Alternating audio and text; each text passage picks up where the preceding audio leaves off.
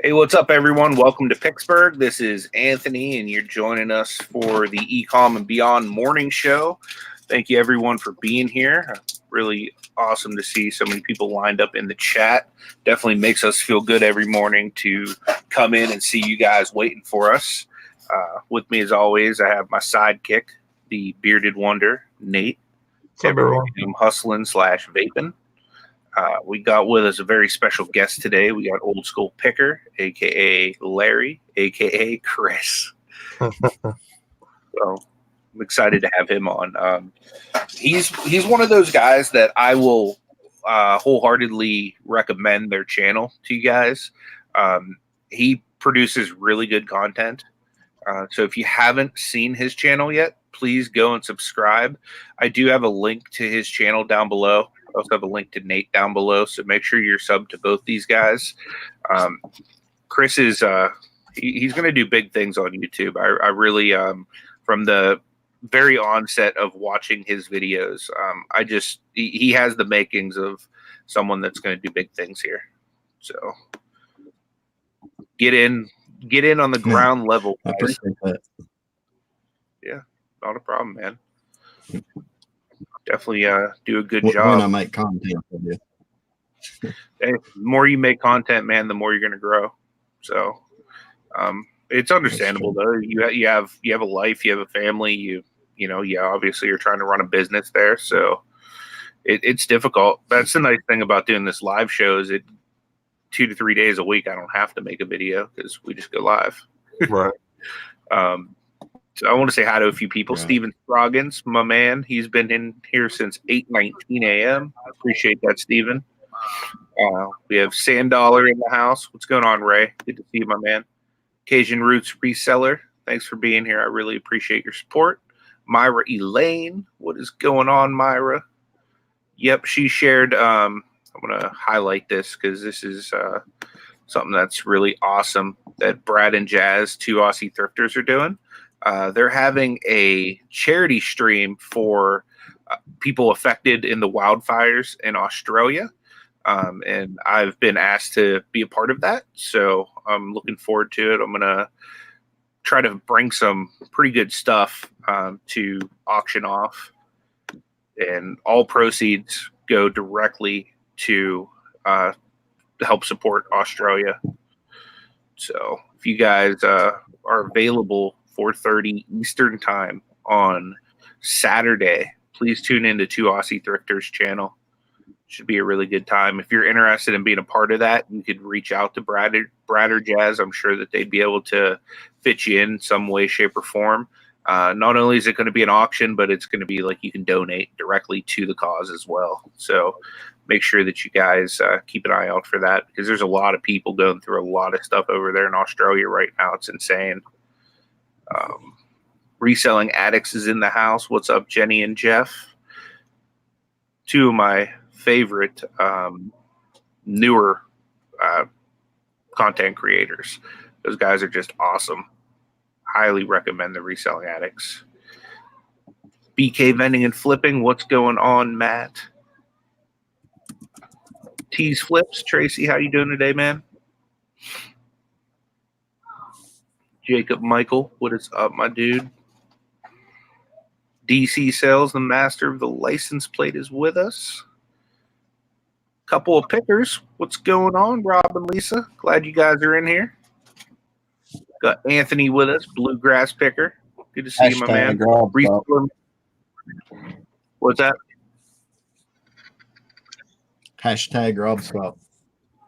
Oh, yeah. It's always Rob's fault. That's how it is in my house, too. If something goes wrong, it's always my fault. Same here. It's like automatic. It could have nothing. Something I have nothing to do with. It's my fault. Yep. Reseller Man's in the house. We have Bluegrass Picker Anthony. He's going to be on our show on Friday. So be on the lookout for that, guys. Definitely a great friend of the channel. He's been super supportive to not only me, he's been supportive to Nate and a lot of other people in the community. Just Me Kathy is in the house. What's going on, Kathy? Hope you're feeling better. Definitely been praying for you. Marie Perlette. What's going on, Marie? And Justin, because where one is, the other one follows shortly behind. So hello to both of the Perlettes. Gate City Picker, what's going on? Paul, good to see you, my man. Kelly, the ECOM Mom Ward, good morning. Glad you're here with us. Michelle Lathan, good morning to you as well. Peddling Profits, thanks so much for being with us this morning. I appreciate it. Eric Bischoff's in the house. He wants to know what's this white crap on the Pennsylvania line. Right? I'm pretty sure it's called snow. Not a fan of it, though. Myra says that she loved the vintage games in your last video, Chris. Yeah, I love me some vintage games, too. I'm in the process of buying some. First time I've done a video in about 3 weeks. Nice. You should drop the link to that in the chat so people can go watch it after the show. That's awesome. I didn't see it yet. I'm gonna have to go watch it. See who else is in here. Yeah, they're board games. Oh, okay, gotcha. I hear vintage games. My mind goes directly to video games. I'm in the process of buying some per part system off Justin Jacobs right now. I'm looking forward to that. DC Pickers in the house. Who else is here? Jennifer Hayes, good morning. Thank you so much for being here. Theosa Sales is with us. She says hashtag Rob's fault. Poor Rob. That man gets it, doesn't he? I'll tell you what, Rob and Lisa are amazing people in real life. I love Rob. I had the privilege of having lunch with them down in Florida. And I look forward to going back just to hang out with them again. Yeah, if I go to Florida, that's definitely one stop I want to go to hang out with them for sure. Yeah, they're good peeps. For sure. Next time we need to go thrifting together, though, guys. Maybe we'll hit the bins. Yeah, I didn't even realize you guys were going to go thrifting. Because, like, I told Ash, I was like, we need to hit one of these Goodwills we were driving by. Had I known, I would have just tagged along, gone to the bins with you guys. So, yeah, today is all about Old School Picker. It's all about Chris. Really appreciate you coming on. I love being able to have people on to highlight them to the community, especially if you're not subscribed or, maybe you don't watch very much of their content. I like to be able to kind of showcase them to everybody and kind of help them grow a little bit. So if you're not subscribed to Chris, please do so. Nate and I would consider that a personal honor because we believe in him. So, Chris, man, like, you want to tell, I'm sure you know most of these people in the chat, but in the odd case there's somebody here you don't know, do you want to tell them a little bit about yourself? I've been a reseller on eBay. I've been a reseller for a long time, but I've been on eBay since 2004, off and on, not the whole time. I've found myself in situations where I've had to go back to work a few times, but I've been full-time off and on as well. But I'm currently, I just started back about a year ago, 2 years ago, something like that. And enjoying it. I love reselling. I've only went back to work because of family situations. But right now it's working out to where I can work at home, and just started YouTube about 3-4 months ago, I guess, and enjoy it for the most part. But it can become work too. So, but I enjoy making videos. I'm unlike most people. I enjoy editing videos, which is rare because most people, that's the part they hate. But yeah. I don't know. I just enjoy reselling. I'm full time. I consider myself full time. I probably don't make as much or sell as much as a lot of part timers, but it's all I do for income. So I consider myself full time. But full time, part time, that's overrated. It's really all about how much you're making and are you making enough to pay your bills, you know? Yeah, So whether sure. that's full time or part time. So Absolutely. I'm kind of in the same boat as you. but yeah, I consider I've myself. had a love for reselling ever since I was a kid.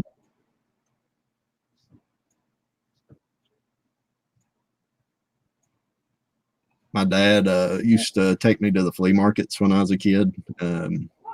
He was a coin collector. He dealt in coins and silver, and me as a kid, I appreciated his love and his passion for collecting and buying and going to the flea markets. But you know, not too many kids are into coin selling or coin buying.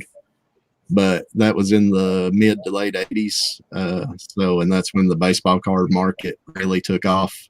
I was a huge baseball fan growing up. So, man, they got me at the flea market. You know, I started seeing all the baseball card vendors. There was this one guy that was set up at the flea market. He was there every week, and he was a coin dealer.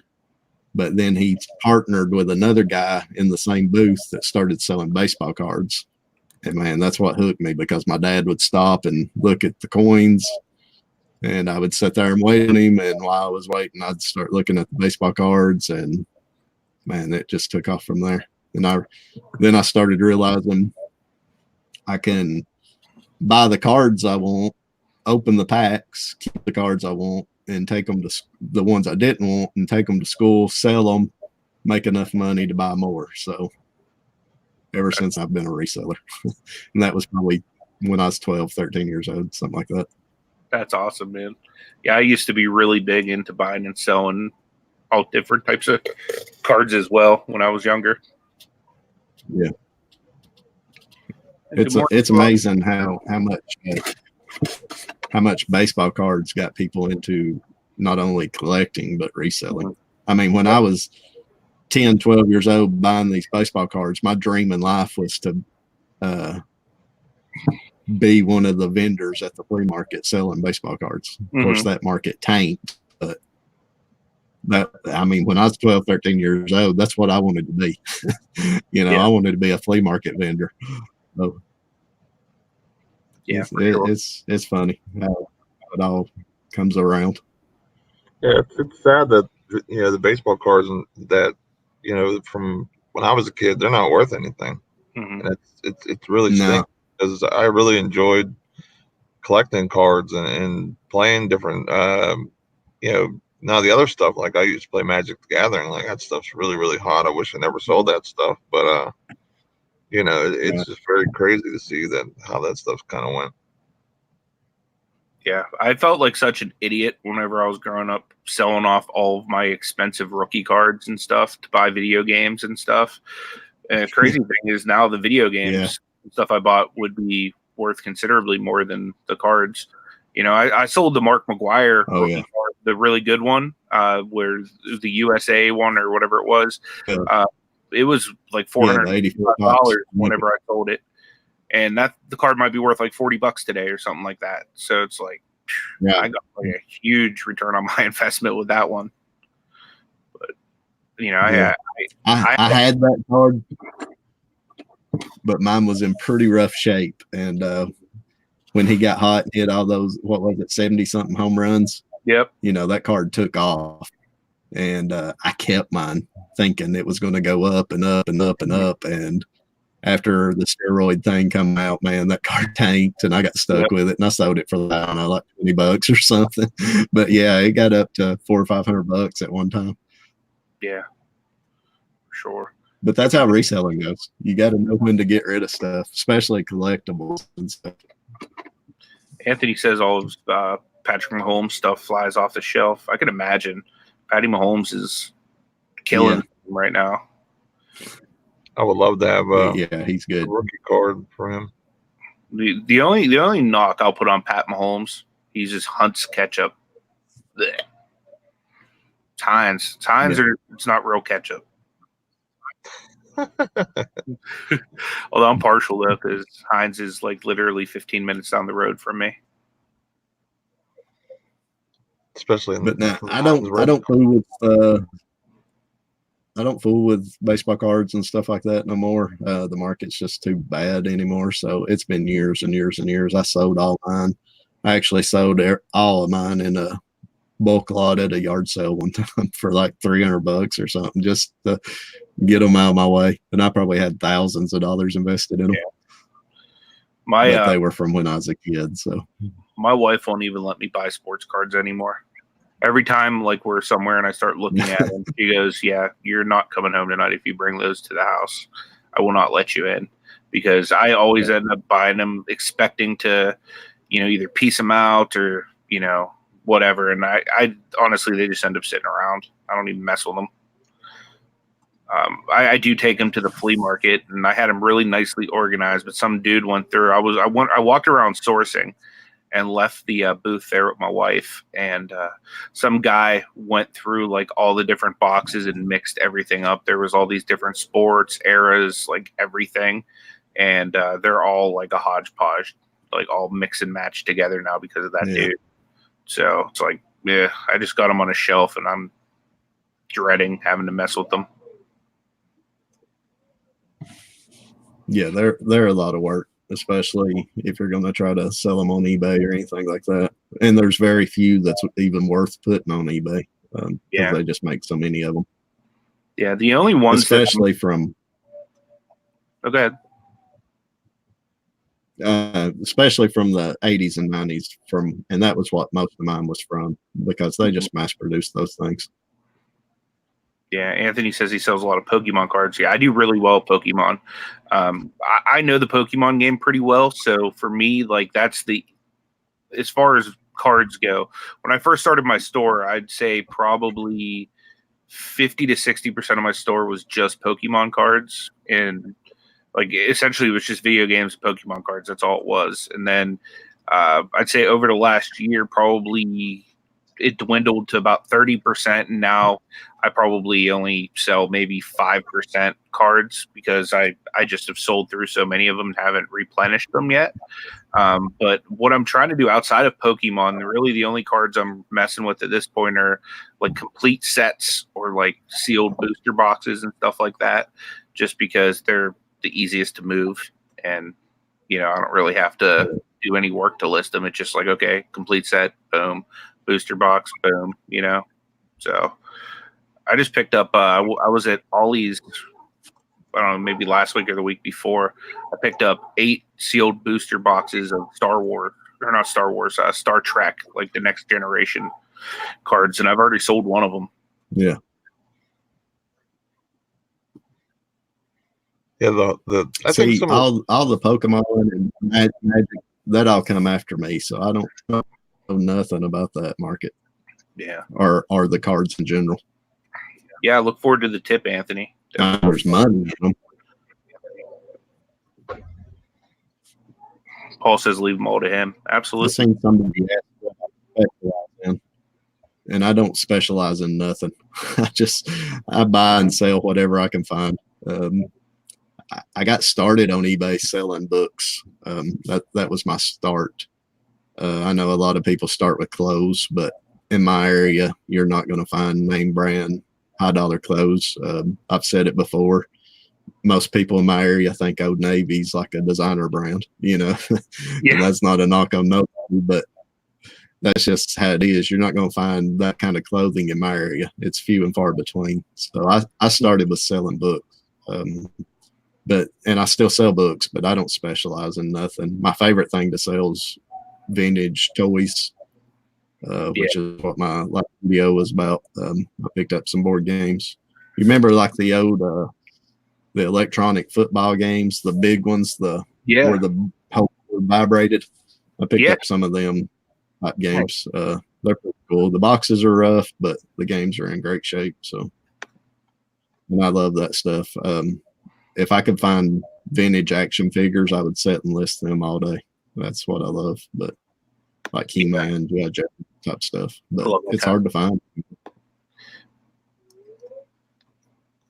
Yeah, I really enjoy that stuff as well. I just dropped a link to that booster box I was talking about, the Star Trek in case anybody's interested in seeing like what it is and whatnot. It's really not that expensive. I might have paid like $4 per, $3 or $4, something like that, and I have it listed at like $19.99 or something like that. Right now, I'm running 30% off my store, so it's like only like 13 something. But anyone's interested in checking that out, like I said, I picked up 8. I've already sold 1. That's cool. I got My Little Pony box sets.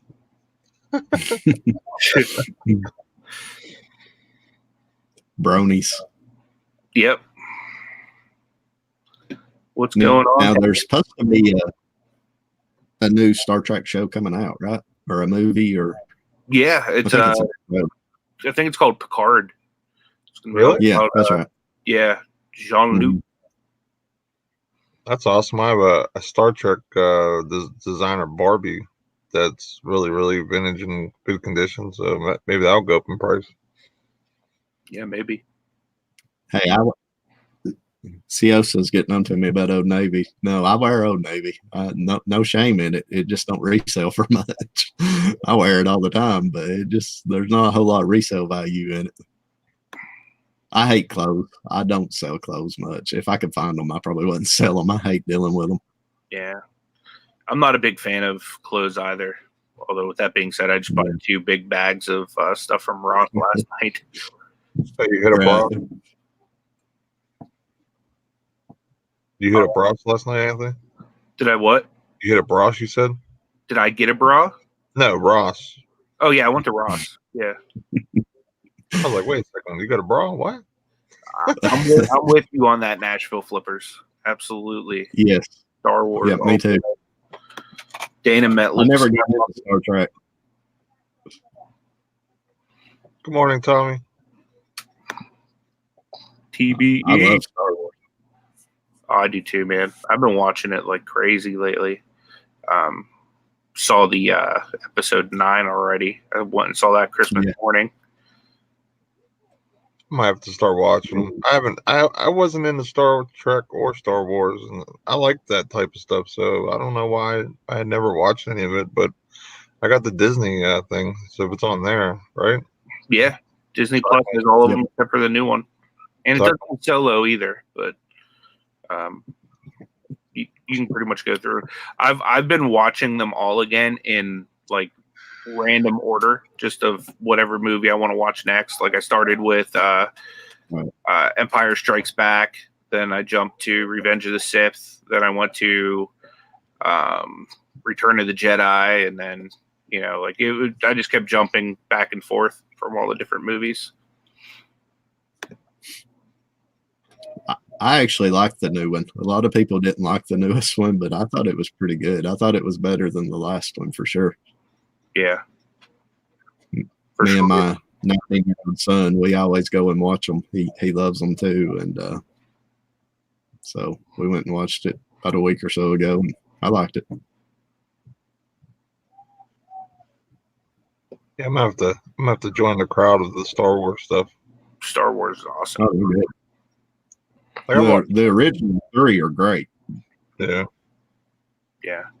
You can't go wrong with the originals. That's I think that's why I like the new ones so much, is because they play so much off of the originals. Like for example, episode 7 that pays so much homage to the original movie, and I wasn't a huge fan of episode 8, but I think they kind of brought it back around in episode 9. Yeah. Yeah, my son was telling me that the same guy that directed 7 directed 9, but they had a different guy on 8, and that was one of the reasons it wasn't as good in my opinion. Yeah, I mean the only one that's really bad is episode 1. It's pretty bad. Yeah, but the rest of them are really good. They like completely killed Luke Skywalker in episode 8, man. Like I completely I was like, this is not the Luke Skywalker I grew up watching. No, he was kind of a wimp. Yeah. Yeah, it's not cool.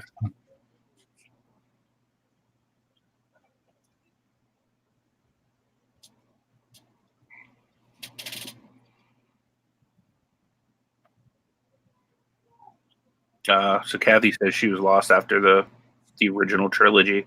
Well, it's easy to get lost whenever they come out with episode 1 right after that. And you're like, oh, man, Star Wars is back. And then it's like, ew. this There's a little kid. Yeah, little baby Vader. Yeah, Mando's awesome. Have you seen The Mandalorian yet, Chris?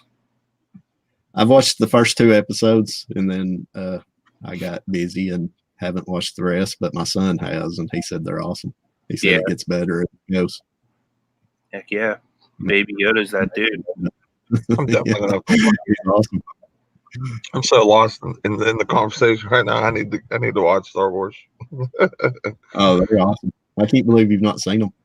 Dude, I'm taking your nerd card, dude. Can't be a real nerd without Star Wars. I know. I mean, that's like a qualification. Yep. I just got Original theory is great. Yeah. I'm a huge Harrison Ford fan, so yeah, he's the man. His character is so great in that movie. I heard an interview on it's on YouTube. I can't remember what TV show it was from, but I guess Carrie Fisher released a book, and in the book she was talking about how she had like a 3-month affair with Harrison Ford during the filming of one of the movies or something like that. Nashville Flippers was asking if this was a Vols beanie, and yes, it is. I'm about 50 miles north of Chattanooga. I'm not far from you. No Money G in the house. Yeah, what's up, Greg? Good to see you, my man. Hey, Greg. Oh, wow. Anthony said Burt Reynolds turned down the Han Solo role. It's crazy. Yeah, I heard that.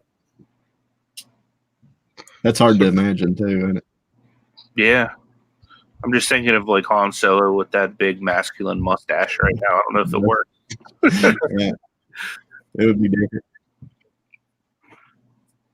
So, Chris, what are some things? You know, he's been all right, because he's quirky like Harrison Ford is too. So he probably could have played it too. Oh, I'm sure he could.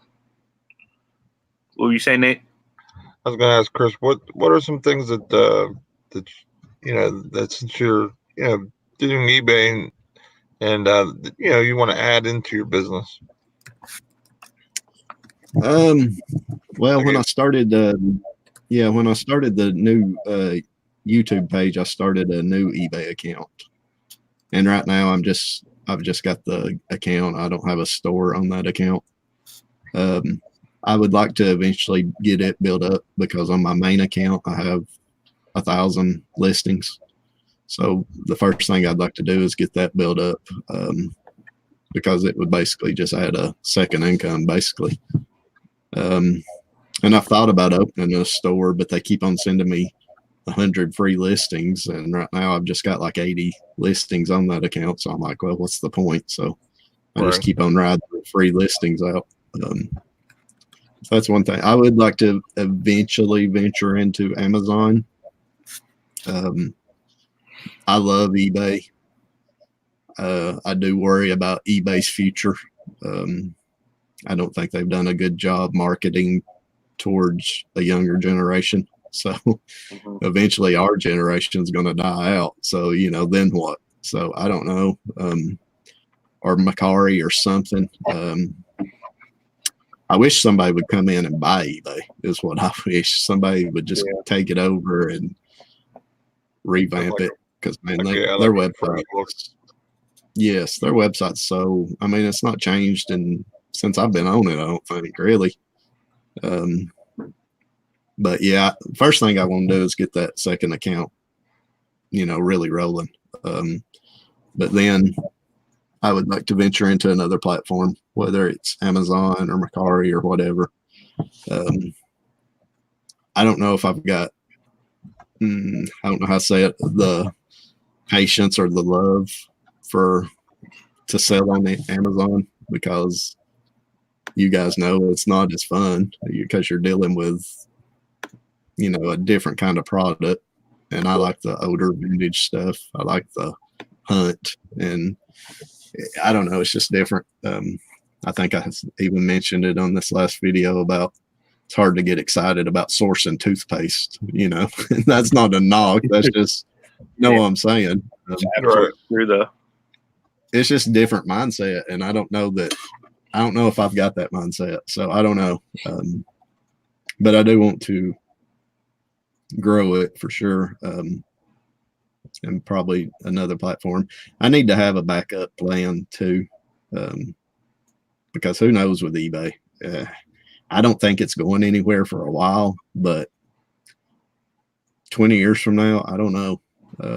If they don't change, something's going to give, because they're just they remind me of like Kmart's website. There's a reason Kmart's are going out of business, because they didn't up their game when everything went online. And if you go and look at like Kmart.com and then eBay.com, they kind of remind you of each other. So I don't know. Yeah. But I sell a lot of stuff locally too. I sell on Facebook a lot. A lot of stuff that's not eBay worthy, and not worth as much, not worth your time on eBay. So I sell on Facebook a lot.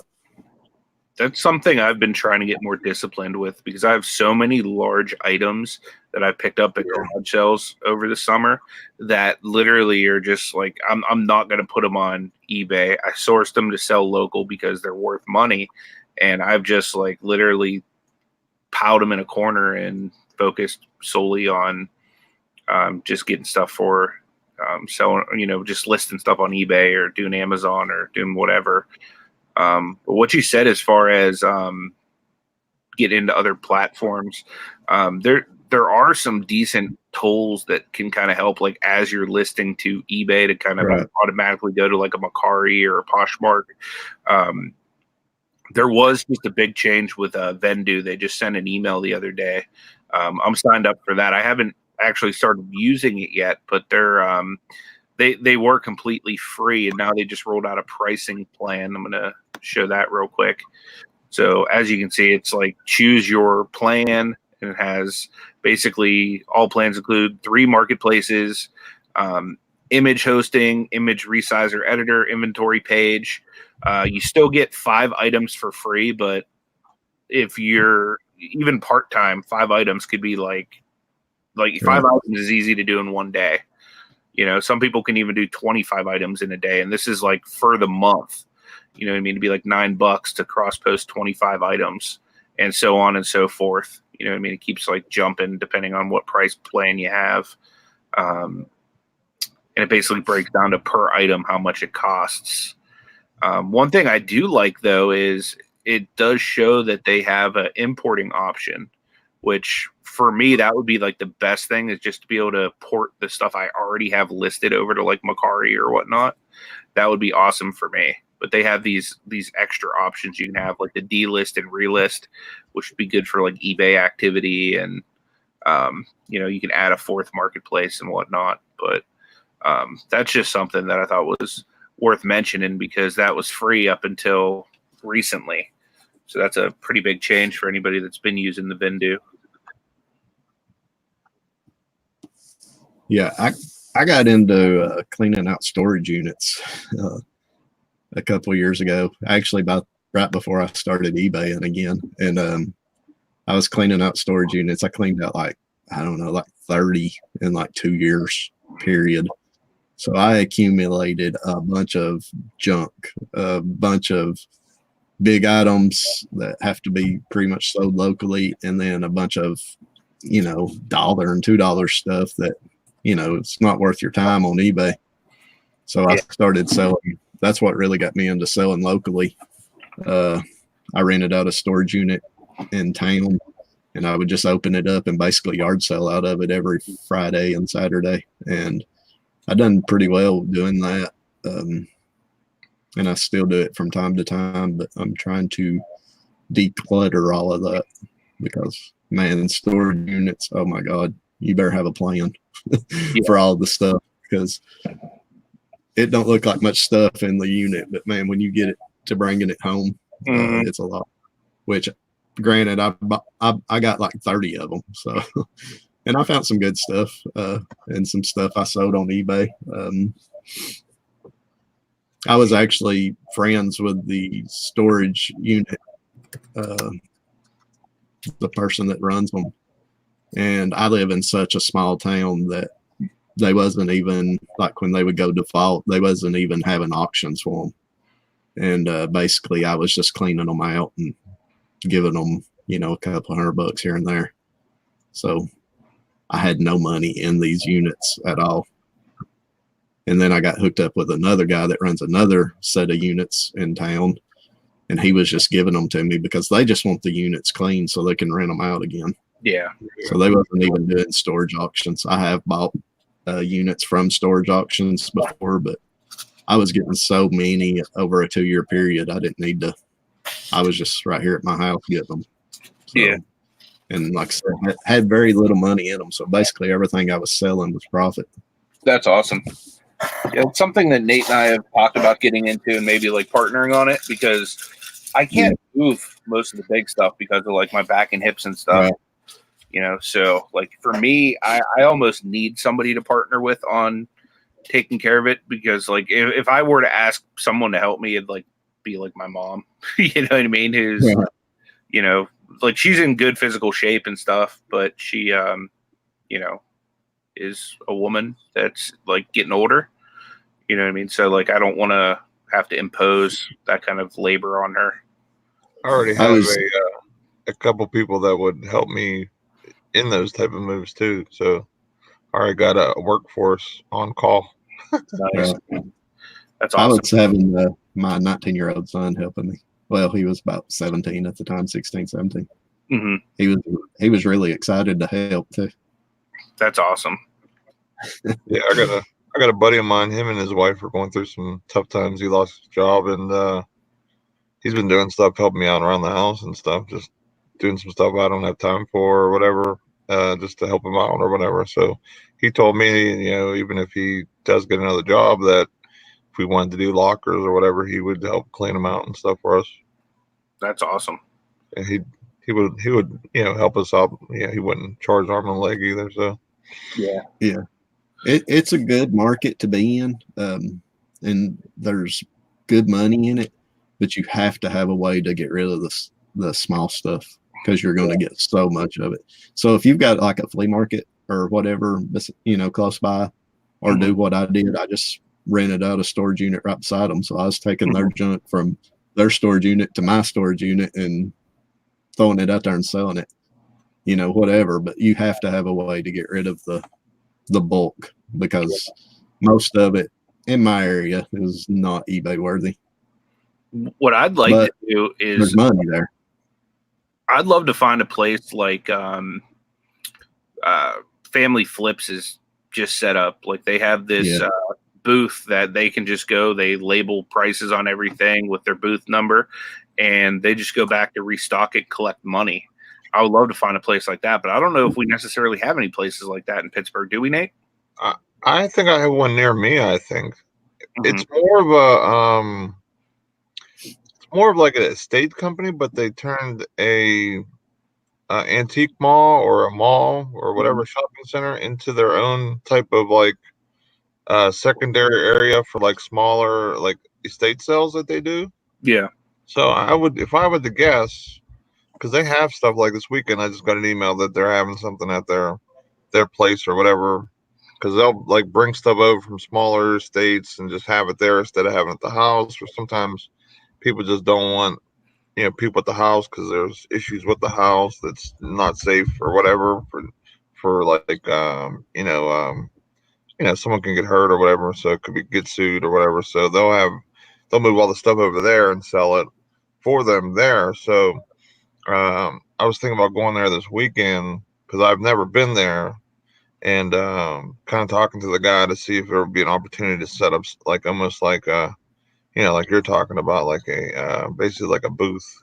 Mm-hmm. So it'll be interesting to see if it's like that, or if it's just, or it's actually in a antique mall, because I think it's pretty much named that. So yeah, I'm gonna have to Google that and really dive into it. yeah, I'll have to send you the info after the show. Nashville Flipper says I need to try DDP yoga. It's done wonders for him. I've thought about that actually, is giving that a go. I know Kelly had Flippin' Mama. I'm pretty sure it was Kelly that told me she did it and I like whooped her butt. She said it wasn't like fat man friendly, but I'm definitely interested in giving it a go. If it, I'll pretty much try anything that helps me get like a more manageable lifestyle back at this rate. As far as Vendu, I see that Jenny mentioned in the chat that it's free till the 20th, and you get grandfathered for any listings you have in there before that. So if anybody's interested in trying it, hit it hard now before the 20th. So that way you don't have to pay considerably more for it. I'm probably going to try it out this weekend. I seen they were on me about my accent a minute ago. Yeah. I don't realize I have an accent until people tell me.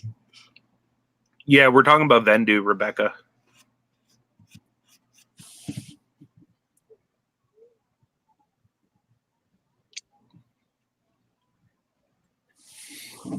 Yeah, haven't really ventured into any kind of physical activity in a while, to be honest with you, just because I've been in so much pain. Your Disney trip was a huge thing for you. Yeah, but the thing with Disney is I had the scooter, so touche. You know what I mean? Like I was basically scooting everywhere. Right. It wasn't too bad. When you said scooter, it made me think about when you ran it into the Walmart stuff during the Black Friday. Yeah. Run it into something. I definitely wrecked that scooter like multiple times too while I was in Disney. The first live stream we did, like I almost flipped it. Now, is all your pain from wrestling? Is that where it comes from? Yeah, it all stems from wrestling. Tore myself up, broke my back in 3 places, my neck in 2 places. My neck's like much better. It's just like my back, and like I've busted both my hips up pretty good too. So I need to have surgery on all 3 of those areas yet, but I got to lose weight before I can. So I've been pretty lucky. Like I have herniated discs since I was 20, and I used to have like my sciatic nerve every like 3 months would go, and I barely can walk and take like a full step with my other leg. And knock on wood, that kind of hasn't really happened too much. So hoping like my back kind of just settled or fixed itself. It's been so long. Yeah. Chronic pain sucks. I don't have it, but my wife deals with it every day. She got diagnosed with MS, multiple sclerosis, about 5-6 years ago, and had to retire from her job. That was one of the reasons I had to go back to work at one point. So yeah, that sucks. Yeah, can totally understand, man. It's difficult to live with something like that, you know what I mean? Especially when it can be debilitating and a complete lifestyle change as well. So well, it sucks to watch it too. Because I feel so helpless because she'll be hurting. I can't do nothing. I can't, it sucks. So yeah, I do understand that. I watch her live with it every day. Yeah, absolutely.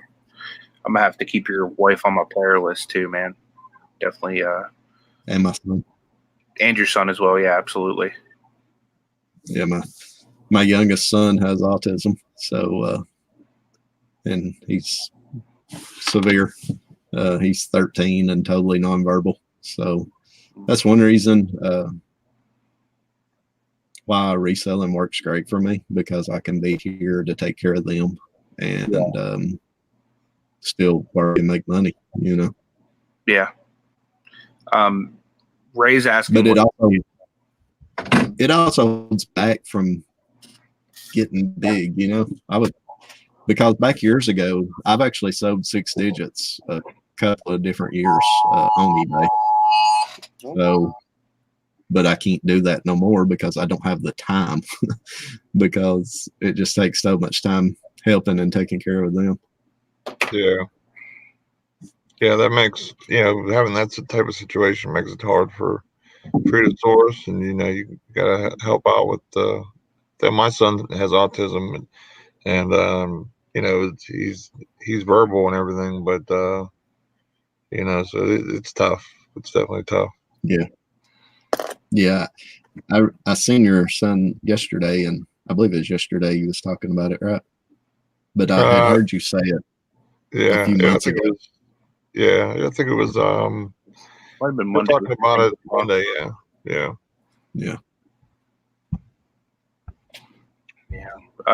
Ray was asking what your wife and son's name are. My wife's Shannon, and my youngest son, the one with autism, is Kobe, Coby, and then my oldest son is CJ. And CJ, my oldest son, he's a big time help. He helps a lot.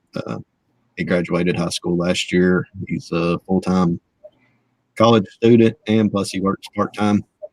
He's off right now because of winter break for school. He's going to college, but he's a big-time help. He's awesome. He's 19. Nice. That's my Star Wars book. Yeah. Is he into reselling and stuff too, or is he? Not yet, because he's seen me do it so much. It's kind of just because, like I said, he was born in 2000. And I've been eBaying off and on since 2004. So he don't really, reselling's always been something Dad done. Yeah. He'll come out here and he's curious about it sometimes, and I think he will eventually. Now he can talk Pokemon with you. He knows quite a bit about it. He loves that type of stuff. But right now which he don't have time right now. He's super busy with school and work. So CJ for MVP. Yeah, you're right. He's a good kid. Yep. He is. He's a good kid. He's never complained. He don't complain. We have to brother gets a whole lot more attention than he does, and he don't complain. He just deals with it. So for sure. Awesome. One thing that we were talking about this yesterday with like wholesale. Have you thought about going into like getting some wholesale so that your time is better used? Helping the family, and you get some things delivered to your door, and you can do eBay wholesale. There's definitely a lot of opportunities, right. And then you get those special listings it will say that you're an authorized distributor of the product. Right. Yeah, I have. I've bought pallets and stuff in the past. I have. There's a place. I live pretty close to Crossville, Tennessee, just south of it. There's a place out there that does that. So I mean, I could go out there and get it in 45 minutes, or even have it delivered, whichever. So I mean, the opportunity's there. I've just not pursued that yet, for reasons of just time to, that it takes to pursue it, I guess. But I don't know. Yeah, I've thought a lot about it, and it's definitely a thought for the future. Yeah, man. I've only been back reselling for about a year and a half. So this past year, I've just worked hard trying to get the eBay built back up, my main account built back up. Mm-hmm. Me and my brother-in-law, about 7 or 8 years ago, I guess it was, we sold on that account together, and that's where a lot of my feedback come from. I mean, I've got over 5,000 feedback on my main account, and most of that come through a two-year period. We got into buying, and now this was probably about 10 years ago. We got into buying collections of NASCAR diecast and breaking them up and selling them individually on eBay. And that was back when NASCAR diecast was still pretty good. The market's not real good no more, but we sold a lot of them. I mean, a lot. I I have a F-150 truck, and I was filling the bed up on Mondays from my weekend shipping. That's Of course, awesome. now, it was the big cars. So, I mean, it was big. I was shipping most of them in the eBay or the USPS shoe boxes. I was shipping 40 and 50 on Mondays every Monday, and then 10 or 15 every day through the week. That's where most of my feedback come from. I just want to say thank you to Pat Dees. I'll do my best to stop staring at you, Pat, but you're just such a beautiful human being. It's a little bit hard. I really hope you feel better, though, my man. Like, I know how bad it sucks to be sick, and like we have the type of job / occupation where you don't do the work, you don't pay the bills. So I'm sure you're probably muddling through it the best you can, man. So get better. I'll be praying for you. And thank you so much for the super chat, man. Definitely not necessary, but I definitely do appreciate the support. It means a lot to me. Guys, go check out Pat Dees if you haven't already. I'm sure you already probably have, because Pat's the man. But say hi to Kathy Pasternak in the house. You guys know Mark, who jumps in from time to time. That's his wife. Be seeing her on the 26th, her and Mark. Looking forward to that. Yeah, I guess that's one thing I want to concentrate on this year too, is get my YouTube built up, which makes no business sense whatsoever because it don't pay that good, but I just enjoy it. So that's one thing I definitely want to do this year. I would love to get 1,000 subs by the end of the year. It's doable, man. Like, it's definitely doable. It's doable. I got to get started on my. I think I hit it in 10 months. So you could definitely do that, especially because you got a lot of people that already support you. You know, once you get your core group, like, people just help you, man. And I'll do my best to help you get there, because I believe you will. But yeah, it's definitely doable. And once you hit that 1,000, then you can actually make a little bit of money from it. Right. I got to get working on my watch time hours, though. Yeah. I know the only way to get them is to go live, and I've been a slacker on that. Working Hangouts are great for that. Right. You just go live and you sit there, and you're going to sit there and work for 4 or 5 hours. Just go live while you do it, and it's a quick way to get there. Matt's 2 away from 500, guys. If you could, I'm going to highlight him on the screen right now. BK Vending and Flipping. I really enjoy Matt's channel. If you guys would, if you're not subscribed to him, please go sub to him right now. And I'd appreciate it because he definitely is deserving of that 500. I believe I'm already a sub. Yeah. Same here. I'll actually go under my Flippin' Hope channel and see if I'm subbed to you on there. I know for a fact I'm subbed to you on Picksburgh. Yeah, on, was it Thursday? Thursday, me and Anthony we're having orientation with a distributor. For some 500, Matt. Flippin' Hope wasn't subbed to you. So you should now be at 500. So it's going to be pretty awesome to see what opportunities this company is going to bring to the table for both eBay and Amazon for the both of us. Yep. Well, me and Anthony would step on each other's toes or anything unless it was a super deal they were giving where we would help each other out and make sure we don't tank each other. But yeah, we'll be fine with that. You know, I have no, like, I'm pretty inclusive when it comes to that kind of stuff, and I know you are too. You know, we've gone sourcing together and just like split stuff before, so I don't anticipate it being an issue. But it's Amazon's big enough for everybody. I mean, it's huge. I mean, the company we're dealing with basically sells every major brand that you could think of for the most part, especially in the toys and stuff. So it'll be very, very awesome to.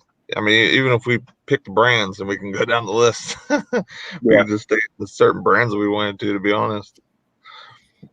I think that's what I want to do is have an order Because I know nothing about Amazon. I've never sold on it. I've never even really investigated it a whole lot. But I would like to be ready for fourth quarter next year or this coming year. My suggestion with Amazon, this goes for you and for everyone in the chat. At least go sign up for the free one. And then if you don't want to do anything, just sit on it and have that account open. Because the longer that account's open, the better off you will be when you're ready and want to be ready, because ungating will be easier and everything else, because it's only going to get harder to get an account and deal with all the stuff and the different gating situations and everything else. Like you might get into it like from a year from now and you can only sell books, or it might be worse. So with it being that you're kind of grandfathered in, or you have some time on the account where it's like, okay, well, now your account's 2 years old, but you didn't start selling it to say 6 months. You've really been selling into it. You'd have a huge advantage, even though you really didn't do much, versus someone who started selling the exact same time, but your account's 2 years older. Because I've seen people that basically have done that, or did a little bit of merchant fulfill right before going into it. Like they did merchant fulfill for a couple months and they were like, that's not for me, because they didn't like all the shipping, and merchant fulfill is very hard on Amazon compared to FBA, in my opinion.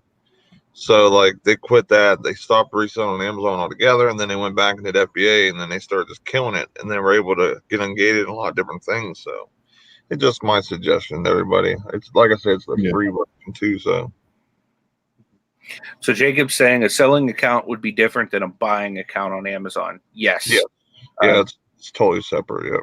And it's there's a lot more involved with it than like signing up for eBay, Mercari, Poshmark, any of those.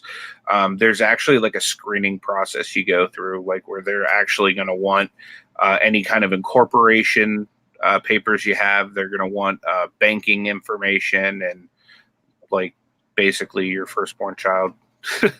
It took me over a month to get approved to sell on Amazon. Yeah, I need, like Nate said, and I've heard him say it before, I need to go ahead and get that account established. How many items can you send in with just that? Is it like 50 or something like that? 40 on the free account. 40, okay. Well, no, what happens is on the free account, you get charged $1 that for each item that sells. So basically, like say you're selling 40 or more, you might as well get the professional account, because you're locked in at a $40 rate, and you don't have that dollar. And then with the professional account, supposedly it's supposed to be a little bit more items that you're not gated in starting out, or you might have a little bit easier process of getting in. So even if you do find a couple things, you're at the store and like you said, you're in the toothpaste aisle and you see toothpaste for 50 cents or $1 or something, you just scan it and be like, man, that's an incredible deal. At least now you have the opportunity that, say that item's $10 or $20, you're getting it for $1.50, and it's at a reputable store, it's a good condition. Now you got profit that you're just instantly going to have a chance to get. So but anybody who ever is interested in getting into Amazon, I have no problem helping and giving them some my professional advice for free. And I can tell you I can tell you for a fact he knows his stuff, because he's helped me build my Amazon account up from the ground up. Well, selling on Amazon would actually fit my lifestyle better. I mean, it really would. You box it up, send it all in at once, and you're basically done with it.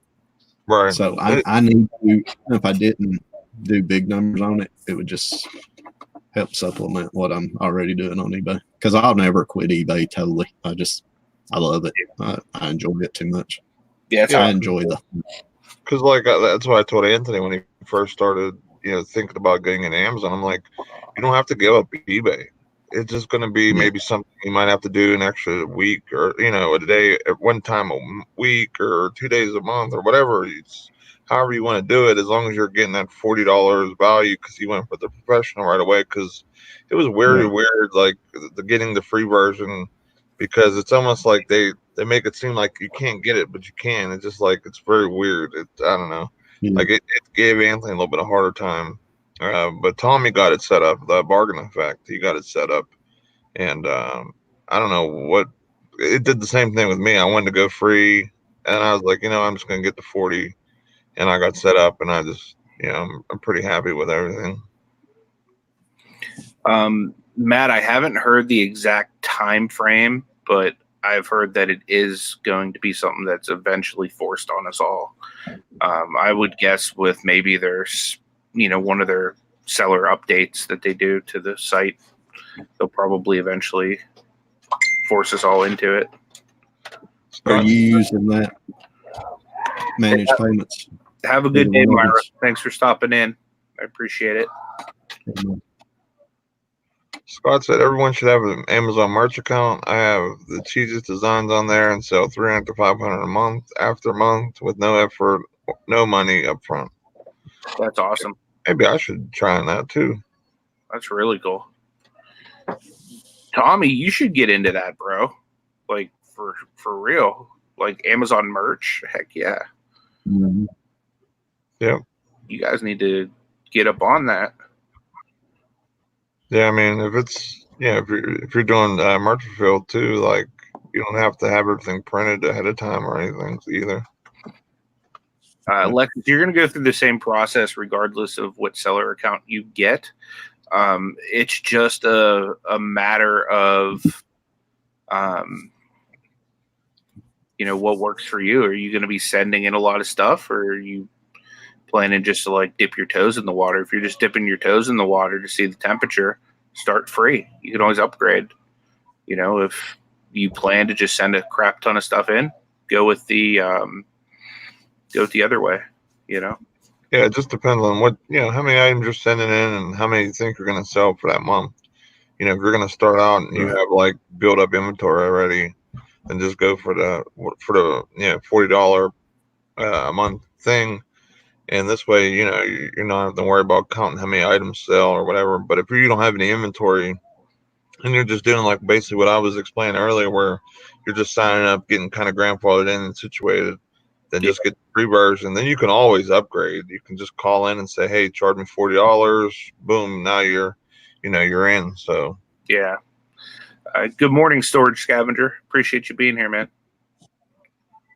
Oh, hello, James. Hey, James. He's cool.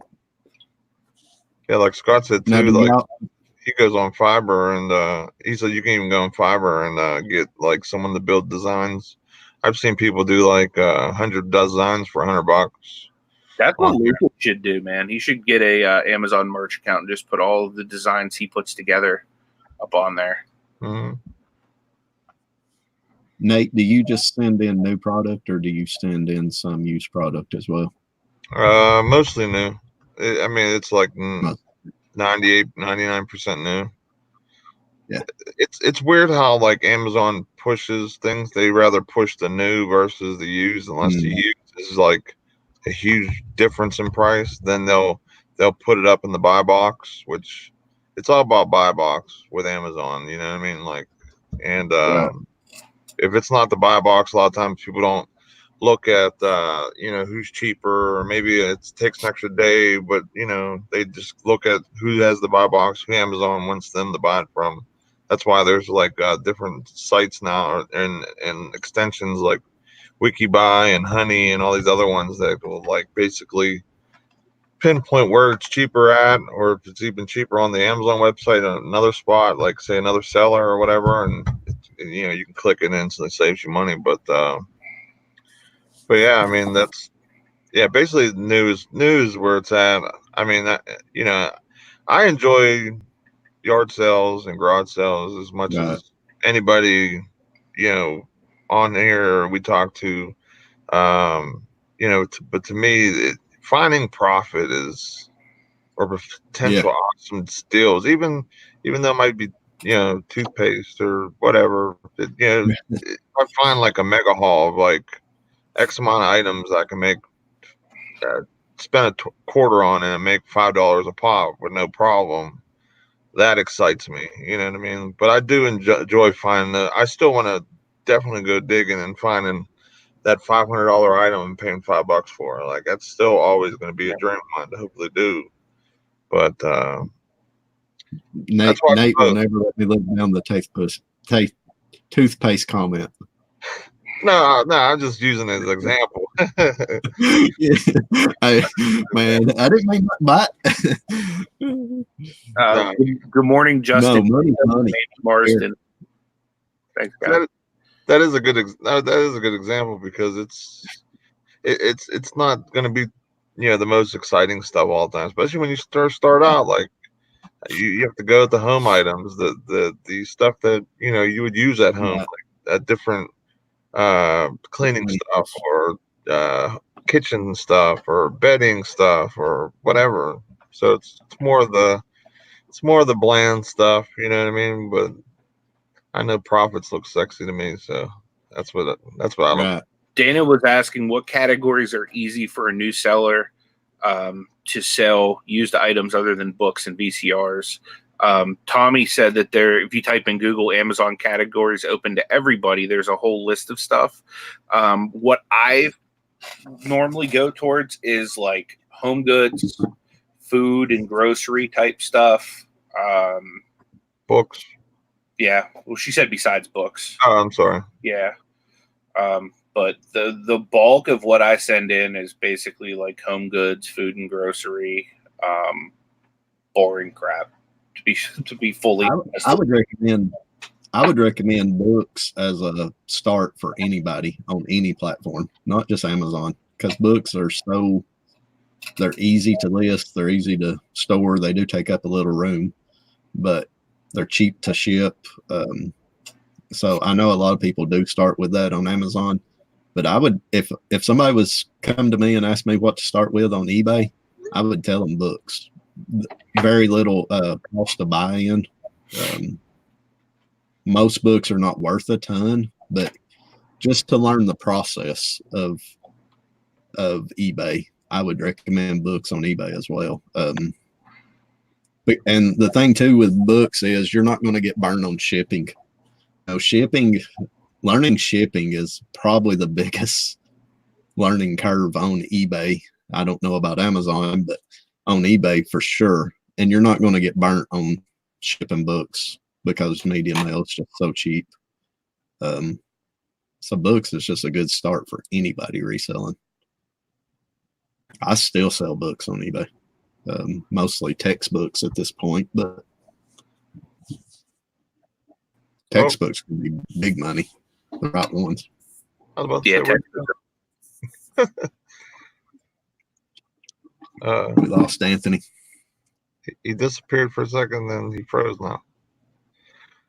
Yeah, with books on Amazon, what I've noticed is I sell everything FBA, and a few things I do sell, their cost of shipping and everything, even though most of us would ship media mail, they're gonna charge basically, what it would cost priority or first class, depending on the book, plus their little bit of fee.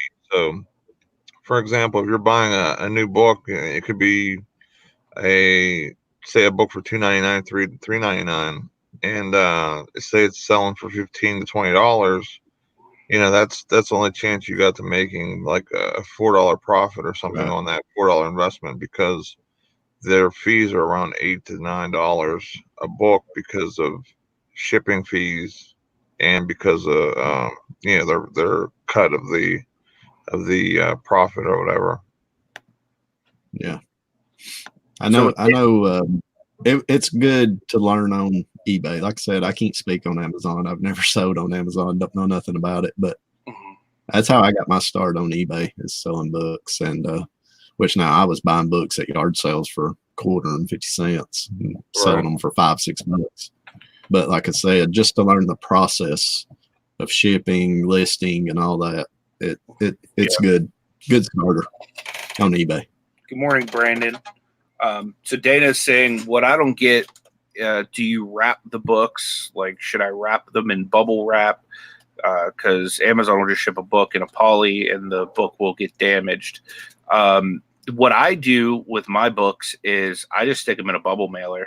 Now, if it's an expensive book, I might put it, in a bubble mailer inside of a box, or bubble wrap it or something like that. That's what I do. For the most part, it just depends on how much. Yeah, I just stick it in a bubble mailer, send it on its way. That's typically enough to keep it semi-safe. You know what I mean? Like, I don't have any books that are like super high dollar at the moment. So the most expensive book I have might be like $20-$30. So yeah, typically if it's less than $20, I'll throw it in a bubble mailer and send it on its way. If it's more than 20, I'll throw some bubble wrap on it and stick it in a box and put it in a poly mailer as well. Mm-hmm. So $20-$25 is kind of my, what I consider not good and good. So, yeah, for me with Amazon, I tend to put all the books together because anything else is going to really have a chance to smash, depending on what else you're sending with it. So if I'm sending it by itself with just books, which I'll use a small Walmart box or sometimes the medium, depending on the weight or the size of the books, I'll just stack them accordingly in there where there'll be less chance for damage. And then I'll put fill in the little gaps or stuff so it doesn't move or really shake around. But unless it's a book that asks for it to be put in a poly mailer, say it's like a magazine or some other items like that, they'll tell you that it needs poly bagged, just in a regular poly bag, not a bubble mailer, or it will say it needs bubble wrap or box in a bag or anything else like that. So Amazon straight up tells you like if it needs a certain situation or not. And then if you want to do it, if it doesn't say it, that's on you and your discretion. But for the most part, as long as when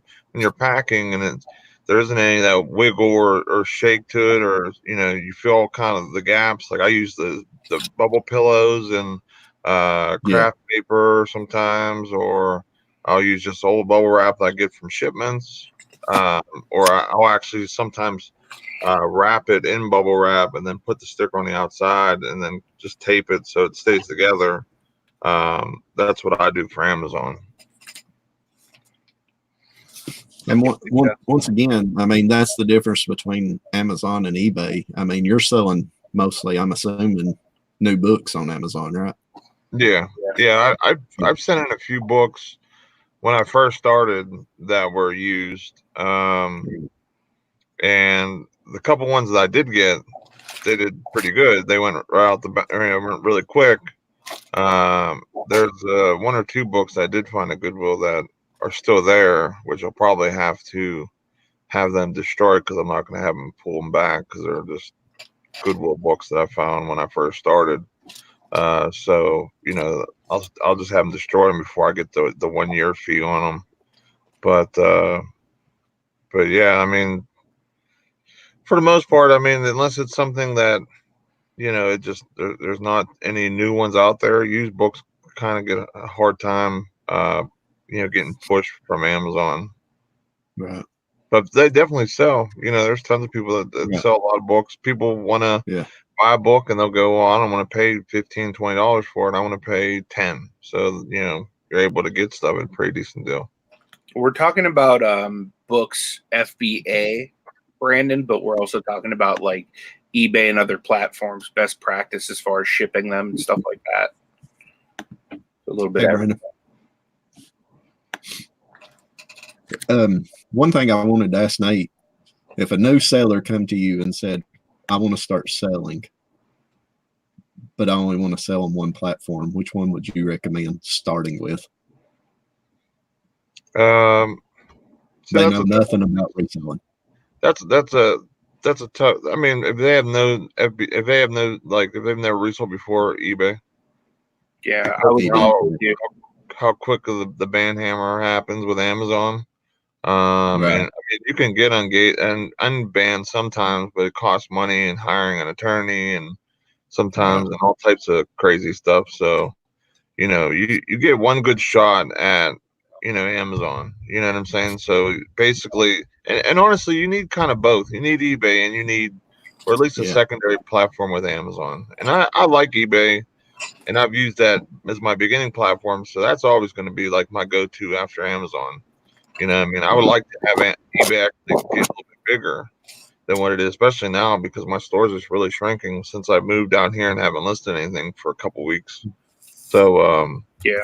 you know, like it kind of works hand in hand. It's best to do eBay first because for one, to see if you like reselling, if you can handle it. You know, because it's not all daisies and rainbows. You know, you're gonna have bad days, bad weeks, bad situations, and you know, you kind of gotta just learn how it works and everything else. So, and not only that, but with Amazon, you're gonna have to get rid of your returns somehow. You're gonna get returns that people just open, and you know there will be nothing wrong with it, but just open now the box is damaged. Like I had something returned the other day. It was something. It was like a bedding item, and there was a wrap around it with the logo and all that on it for the packaging, so you know it's new. Someone just tore it like this, just a little tear.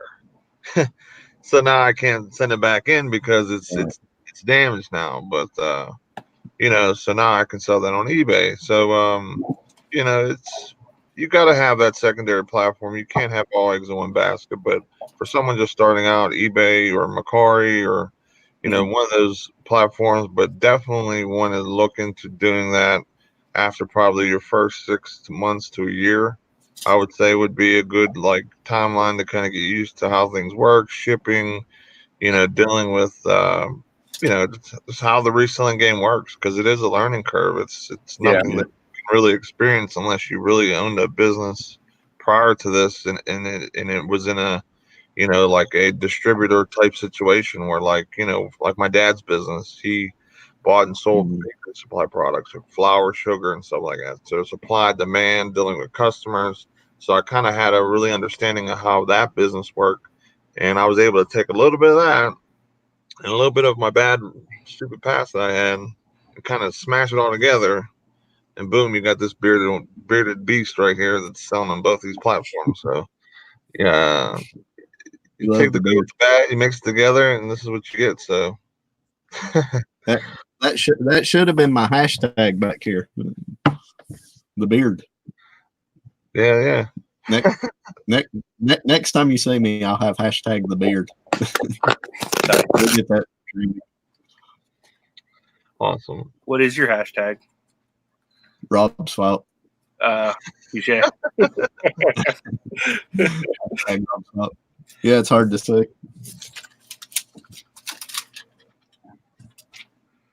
He said, flipping Parkle says, selling books on eBay that are gated on Amazon is a great way to get suspended. Don't sell Pearson or Signage. Huh. Hey, Jody. Yeah, I don't know. I don't know much about like the different things on eBay that would get you banned or whatever. But a lot of my books I get, you know, that I sell on Amazon, I don't really get too many that are returned or damaged. If they are, I just kind of pitch them for the most part. Because if they're damaged, they're pretty much damaged. That's a good tip. Basically, she said if you're gated on Amazon in a book or whatever, then look into that brand or that company because they might be, you know, they might vary you or have any type of stuff like that going on. I've had a couple of Veros on eBay in the last couple of months. It's aggravating because there's no way of knowing until you put it on. Yeah, because they can just Vero anything. Well, I had this similar conversation with eBay about it was about a month or two ago, and I was asking them, I'm like, so is there a list of items that I do international? And I know where the list is now with FedEx, so I kind of go by that. But yeah, I was like, is there a list that, you know, basically says, okay, don't sell this item in this country, or this item in this country? Oh no, we don't have that. That's why we suggest doing the global shipping program. I said, so you guys, what happens if I sold something to the global shipping program that doesn't belong or whatever? They're like, well, you would be covered by that or something. They tried to make it sound like. but I don't like the sound of that either because it almost like, I don't know if there's a person that dictates what countries get to see this item or not or whatever with the global shipping program. But I mean, that just makes me worried. So like, I'm glad that I do know what I know on FedEx now and stuff like that. But there should be a definitive list saying, okay, like Canada, you can't sell baby strollers and some baby products because they're just not allowed. You know what I mean? I wish they would have that list of stuff that's just not there, but they need to come up with something.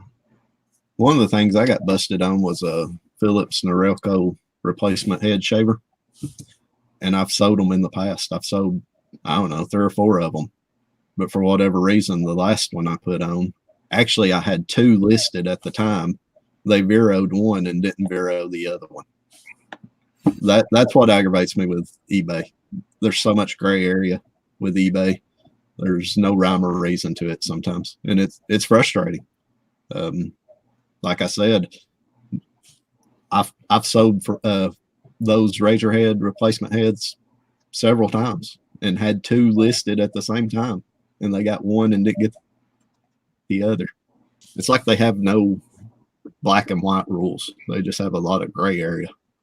But I mean, I love eBay and I'm not dogging them, but it's frustrating sometimes. Yeah. Brandon, no, we were saying that, for example, if we sell a sub $20 book on eBay, we send it out in a bubble mailer. As far as sending it into Amazon, big box, heavies, we can make it. That's the way I would send anything to Amazon. Jacob Michael said eBay has a list that tells you what you can and what you can't. I would love to see that because when I talked to them, they told me there's no list, and until someone told me about FedEx, I think it was Michelle Lathan, I think that said it. That I never even knew. I had a good idea, a couple areas, but I mean to know all the different countries, there's no possible way anybody has that much info or Well, it's like Brandon said right there too. He sold 3 P90X DVDs. I've sold I don't know how many of them. The Beachbody, the P90X, I've sold all those. But I watch videos all the time where people say they got zeroed on it, and I've never been zeroed on it. Which, granted, when I get one, I put it on there pretty cheap just to get it going as quick as possible. So maybe that's why.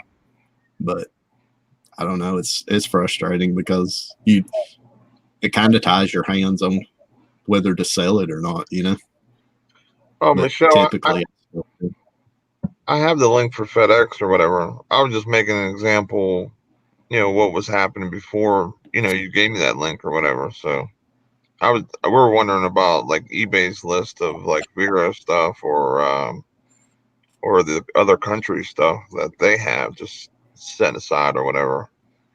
So if there's a certain category or not. I've gotten hit with the Rosetta Stone Vero before.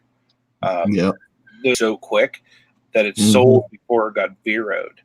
And so I called eBay like, well, what do I do? This person's paid for it and everything. And they're like, well, if you want, you can go into PayPal, should have their address in the transaction and just send it to them if they paid for it. So I lucked out in the sense that I was still able to make the sale, but it just, that's one of those things you have to be careful with. Brandon's saying whether or not Beachbody's in the title. I always put Beachbody in the title. I do. I have every time. And I know I've sold 4 or 5 of them. But like I said, I will sell mine cheaper because I know it's one of those gray areas. So I usually typically sell mine in 24 hours. So maybe that's why. You said you got veered for Nike football jerseys? That's crazy. Morning, Kelly. You have they must be like the close to authentic ones, I guess. Nike come down hard a few years ago and was zeroing a lot of stuff, I believe. Oh, really? I think I've they've never kind of really heard anything. I think so. A few years ago, I think they backed off now, but I know a few years ago they were. Thanks, Michelle, for that link. Appreciate it. Yeah, that's a good list to go by if anyone's doing simple export, Yeah, I'll check that shipping it yourself without using global shipping. So this way, you know, you don't get yourself hemmed up or in trouble, breaking the law and get suspended. But yeah, that's what allows me to basically just push all my chips forward with international. And you know, I sold 13 video games yesterday, international. So international has been at least 25% boost for me since I started doing simple export. So yeah, I don't do it. I need to. I need to start. yeah, I mean from what I hear from from the UK and from Australia and stuff, eBay is the top dog or one of the top things for people to resell on. So those people are there surfing and looking, and they're looking for the different items that maybe they collect that's maybe only in the US, or or want the video games that they can't get or whatever, and they don't mind paying the money for it. So I mean, I just charged $48 in shipping for 13 video games because it's right under £4 to ship, and luckily it was right at simple export. Or if not, if it had been 1 ounce over £4, it would have been like an extra $20 just to ship that out. That's crazy. It's a game changer for sure. Brandon said he's going to try to make it to the meetup in April if he can get, leave or whatever. That's awesome. Yeah, just a reminder to everybody out there. There is a official events page in our Facebook group. I'll go grab a link for the Facebook group right now, and I'll see if I got it. Okay, cool. So Nate's grabbing the link. He's going to drop it. If you're not a member of our Facebook group, go ahead and join. It's completely free. There's always people in there dropping when they release videos. People need help with stuff, they put it in there.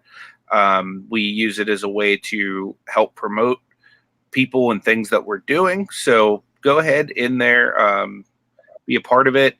If you're interested in being a part of the big reseller meetup that Nate and I are planning in Pittsburgh, definitely that's the place that we're going to basically talk about it and all that stuff. I think what I might do is as we're getting closer and as we're planning it out, maybe we'll even do either a live or a not live like planning session, maybe to even do it live. That way people can help us plan it. You're not able to come on the screen and talk with us. Maybe they can call in or leave, their ideas and stuff in the chat. So maybe me and Nate will plan some of those, like maybe, once a week, once every couple of weeks or something like that, just to kind of get everything set up. Yeah, one other thing I want to announce too is we're going to change the brownie points system we have in place to we might just have different things going on.